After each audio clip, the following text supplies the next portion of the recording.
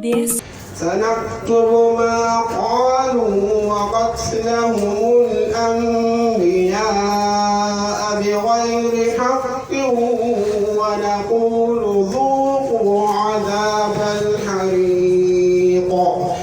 ذلك بما قدمت أيديكم وأن الله ليس بظلام للعبيد الذين قالوا إن الله عهد إلينا ألا نؤمن لرسول حتى يأتينا بقربان تأكله النار قل قد جاءكم رسل من قبلي بالبينات وبالذي قلتم فلم قتلتموهم إن كنتم صادقين فإن كذبوك فقد كذب رسل من قبلك جاءوا بالبينات والزبر والكتاب المنير كل نفس ذائقة الموت وإنما توفون أجوركم يوم القيامة فمن زحزح عن النار وأدخل الجنة فقد فاز وما الحياة الدنيا إلا متاع الغرور لتبلون في أموالكم وأنفسكم ولتسمعن من الذين أوتوا الكتاب من قبلكم ومن الذين أشركوا أذى كثيرا وإن تصبروا وتتقوا فإن ذلك من عزم الأمور. Au programme de conférence islamique, andare ko e troisième édition wonde hikkalo e mum hay ko sumo mal ko mi wiyete ko mi woni secrétaire général PJTATO e hay ko jetta do kongol e représentant président PJTAT international monsieur Mamadou Alpha Diallo wontirambe en konaki donc ay ko e kongol mabbe wontigol jettugol do e yewtugol seeɗa fi programme ɗi meɗen ɗi hayɗen andi PJTATO ko humpitiɗen fi muɗum e maɗum association meɗen jehel waɗe jama fof no humpiti fi muɗum ko toujours ay sanga tumgodirawo e haray ko yen rappelu annitinne jama o e objectif ji men ɗin e vision men on fi programme développement district jehel donc hay ɗum ɗo garay wono PJTATO ko union de jeunes de jehel et amis pour le développement hay objectif on ko tumbidirgol kalande maɓɓiɓɓe jehel suttiɓe e duhiɓe mawɓe e sukaɓe fof wona nokku gotum fii no jama jehel o wawa yarugol yeeso donc hay ko ɗo woni objectif meɗen o jooni eɗen andi eɗen tawi e yewti fi programme e moƴo ɓe hayde mari volet ji hayde mari volet social on volet social o haray ko moɓidirgol jama o par ce que eɗen andi haray ko jama o woni ressource si jama on tumbodiri e après no wawe yewde laari haray ko honɗum hana waɗede fino nokku nde wawa yarugol yeeso donc haray objectif arano on ko mobilise gol jama on fof wona nokku gotum yewta konngol goto ɗum hara ko fi programme développement ka meɗen jehel donc si ɗum noon ɓe ƴiyare mari volet développement noon haray e no yehi nokkeji buyi hayɗe mari axe ji to wano disons côté éducation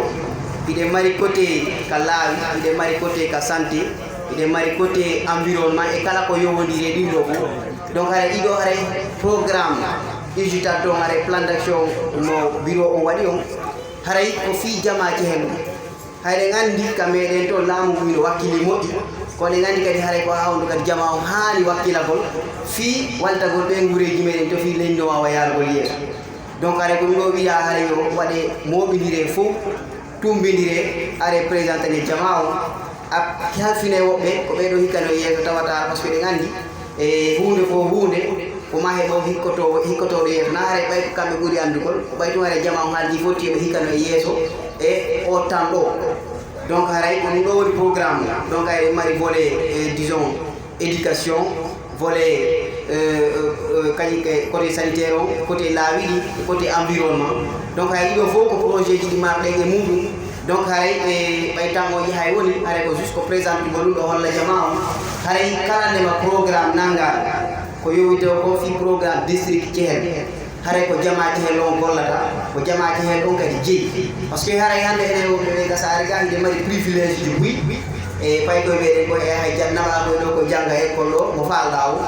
kadi côté ka juulirɗaji e côté laaji fof côté santé ɗum ɗo fof ene wonɓe ka ceeɓe ga ɓeyde mari accès muɗum tawata e witota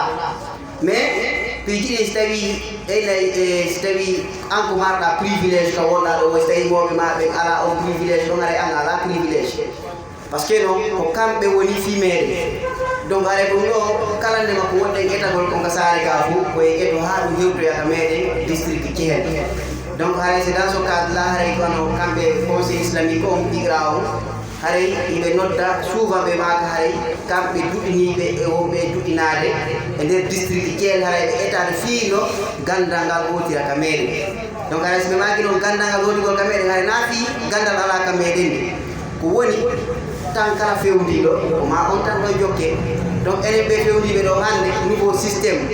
fi développement no côté ka développement côté ka gandal e côté ka di e côté ka disons ka social haray e systéme hankijo on no serti moƴƴi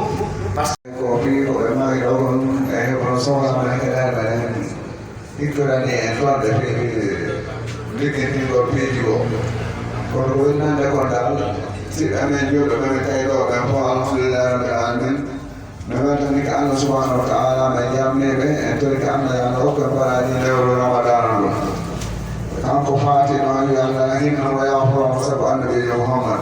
par ce que ko surtiɗo moƴƴuɗo ala kattude ko moƴƴi ko hay mawɓe meɗen kala koɓe meɗen e mawɓe e talbaɓe meɗen wonɓe ga ɓen fof mi jarniɓe kala inde mum e yettore mum aɗa hay hunde ko moni e ɓeyde ɗo ala pasinaɗo hare falde hay wawde yewtere wonimne yewtinde kono sa woni e ɓeygore ma aɗa ɓe jonitino ɓongol haɗa il faut yewta seeɗa aɗa mi salmini jama o fof mi weltanike ɓe en tori ko Allah subhanahu wa taala yo Allah hokku baraji lewru yo Allah waɗ barke e juuriyaji ɗe e golleji ɗe fof barka allahumma rabbi salli ala sayyidina Muhammad wa sallim moom itam mu ngi leen nuyu di leen bis tatagal di leen itam gërëm ci seen taxawaay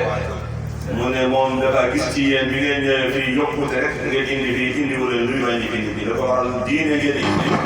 kon ji yëpp bu ko bis mu ngi muuru mu ngi jàng alquran mu ngi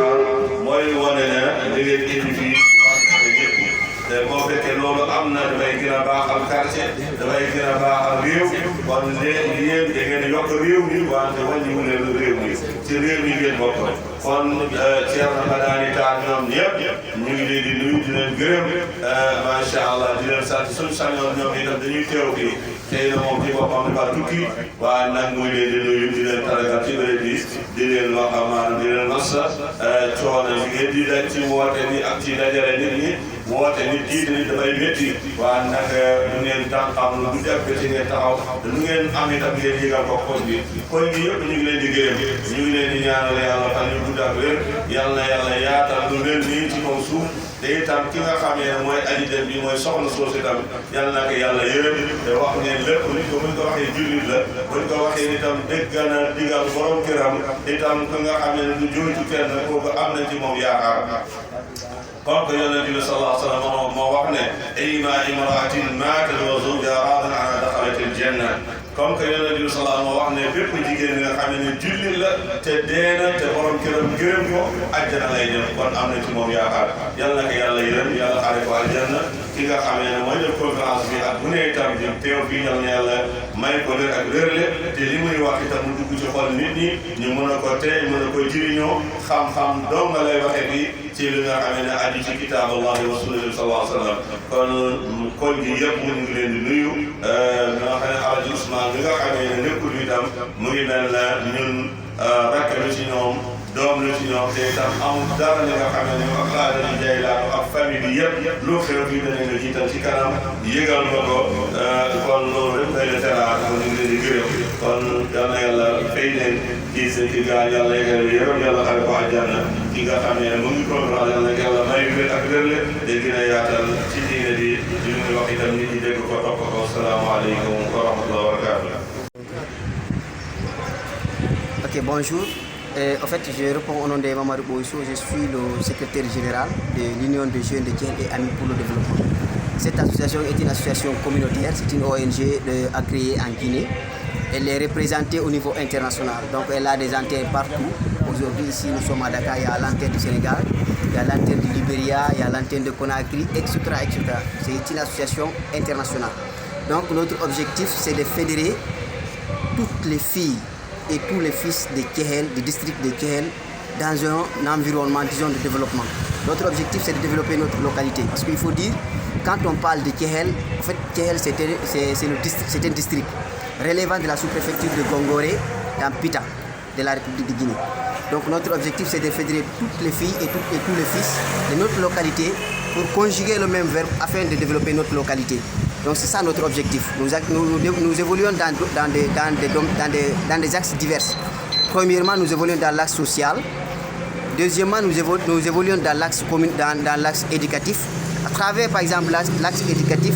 nous faisons des sensibilisations. Aussi, nous faisons en sorte d'avoir des manuels pédagogiques pour les enseignants, pour les élèves, pour nos jeunes frères qui sont, disons, chez nous. Donc pour faire en sorte vraiment qu'ils puissent bénéficier d'une formation de qualité, d'une formation adaptée à la réalité du monde actuel. Donc c'est notre objectif du côté éducation. Et aussi dans le volet sanitaire, il faut dire, généralement dans les districts les plus reculés, on est confronté à un problème de santé. Donc raison pour laquelle l'association a aussi cet objectif. C'est de faire en sorte, c'est d'avoir, disons, un système de santé, disons, accessible à tous, pour vraiment permettre à nos parents, à nos jeunes frères qui sont là-bas, vraiment d'avoir accès à un soin de santé vraiment adéquat. Ça, c'est dans le volet, disons, sanitaire. Maintenant, dans le volet environnement, là aussi, il faut dire actuellement, avec le monde, disons, avec le réchauffement climatique, notre objectif aussi, c'est de faire faire des sensibilisations côté environnemental, non seulement pour lutter contre l'effet de brousse, disons, et les fléaux sociaux. Maintenant, à travers, disons, l'axe environnement, par exemple, l'année dernière, nous avons pu planter des arbres dans toutes les localités du district, disons, au niveau des secteurs, dans les lieux publics. Ça, c'est des axes ça, c'est côté l'environnement, c'est ce que nous faisons, en fait. Maintenant, de façon générale, l'objectif, comme je l'ai tantôt dit, c'est de développer disons, le district de Kehel. C'est ça notre objectif. Quel que soit, disons, le moyen que nous employons, en tout cas des moyens légaux, c'est ce que nous envisageons de faire. C'est de faire adhérer tout le monde, passer par, disons, des messages de sensibilisation, disons, et aussi des projets, parce qu'il faut dire que nous avons d'autres projets que nous faisons actuellement, disons, comme je l'ai dit tantôt, le président il est à Conakry, nous faisons de notre mieux pour maximiser, pour rassembler tout le monde autour de l'UJTAD. C'est ça notre objectif. Merci.